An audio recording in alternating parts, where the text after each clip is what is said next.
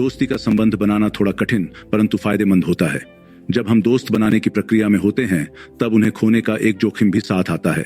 समय के साथ साथ दोस्ती का स्वरूप बदलता रहता है और यह परिवर्तन हमेशा शुभ नहीं होता। इसलिए जब कभी दोस्ती का सिलसिला समाप्त हो जाए तो दुखी होना और अपनी भावनाओं को मान्यता देना उचित है।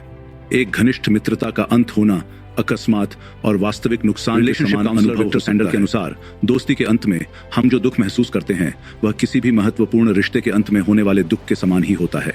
परिवार के सदस्य या रोमांटिक पार्टनर की तरह पछतावा, उदासी और गुस्सा महसूस करना सामान्य है। अपने दोस्त के बिना आप शायद यह नहीं जान पाए कि अपने साथ क्या करना है।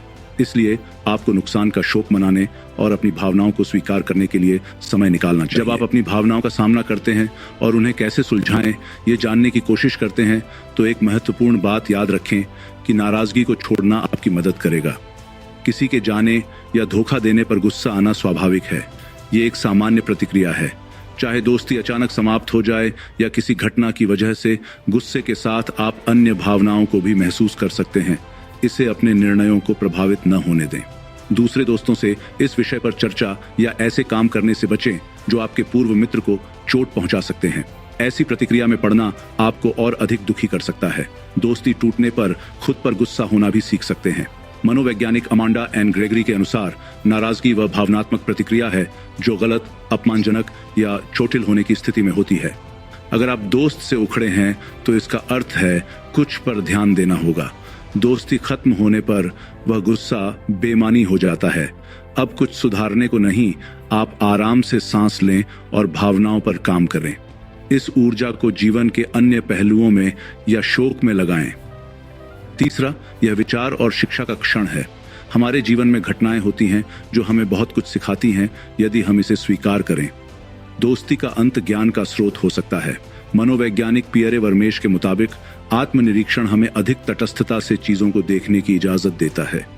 जब दोस्ती समाप्त होती है तो आत्मनिरीक्षण से तटस्थता पूर्वक देखने में सहायता मिलती है। दोष नहीं देना चाहिए बल्कि समझना चाहिए कि परिस्थितियां वास्तव में कैसे बनी। यदि आप पाते हैं कि आपकी और आपके मित्र के बीच की दोस्ती समाप्त हो चुकी है तो यह वह उत्तम समय है जब आपको खुद से कुछ महत्वपूर्ण प्रश्न पूछने चाहिए। विचार करें कि उस व्यक्ति ने आपका साथ क्यों छोड़ा। इसकी गहराई से जांच करें। आप और आपके पूर्व मित्र के बीच क्या कमजोरियां थीं जिन पर काम करके चीजों को बेहतर बनाया जा सकता था। क्या इस दूरी के लिए आपसे कोई भूल हुई थी। यह विचारणीय प्रक्रिया निस्संदेह जटिल है। इसलिए हर पहलू पर गौर करते समय यह याद रखें कि जीवन के प्रत्येक चरण में आप कुछ नया सीखेंगे और विकसित होते रहेंगे। और अगर ऐसा प्रतीत हो कि गलती केवल आपकी ही है तो हताश न हो, सीखते रहें और आगे बढ़ते रहें। नंबर 4, मनोवैज्ञानिक विलियम बुकोव्स्की और उनके सहकर्मियों के अनुसार कोई भी आपकी तरह देखभाल नहीं कर सकता है। मनुष्य को सामाजिक संपर्क की आवश्यकता होती है। दोस्ती के बिना हम तनाव से निपटने, लोगों के रूप में विकसित होने और नए अनुभवों की तलाश करने में विफल हो सकते हैं। लेकिन सिर्फ इसलिए कि हमें दोस्तों की जरूरत है, इसका मतलब यह नहीं है कि हम ये सब अपने आप करने में पूरी तरह से असमर्थ हैं। दोस्ती के अपने फायदे हैं, लेकिन कोई भी यह नहीं जान सकता कि आपको क्या चाहिए आपसे बेहतर। अगर आपने अभी अभी किसी करीबी से दोस्ती खत्म की है तो वो काम करें जो आपको अकेले करना पसंद है। अब अपने जुनून को पूरा करने और वो कला या लेखन करने का भी एक बढ़िया समय है जो आप हमेशा से करना चाहते थे लेकिन कभी इसके लिए समय नहीं निकाल पाए। दोस्ती के अलावा भी बहुत कुछ मजेदार है। अभी के लिए खुद की देखभाल और उन चीजों पर ध्यान दें जो आपको खुश करती हैं। 5, आप आगे बढ़ने में सक्षम हैं। ज्यादातर अवसरों पर जब व्यक्ति बड़े दलों में एकत्रित होते हैं तब दोस्तियों में परिवर्तन होना एक प्राकृतिक प्रक्रिया है। कई बार आपको किसी खास व्यक्ति के साथ गहरी समझ और नजदीकी महसूस हो सकती है जो कि अन्यों के साथ नहीं हो सकती। दोस्ती का टूट जाना दुखद होता है परंतु हमेशा उम्मीद की एक किरण बाकी रहती है।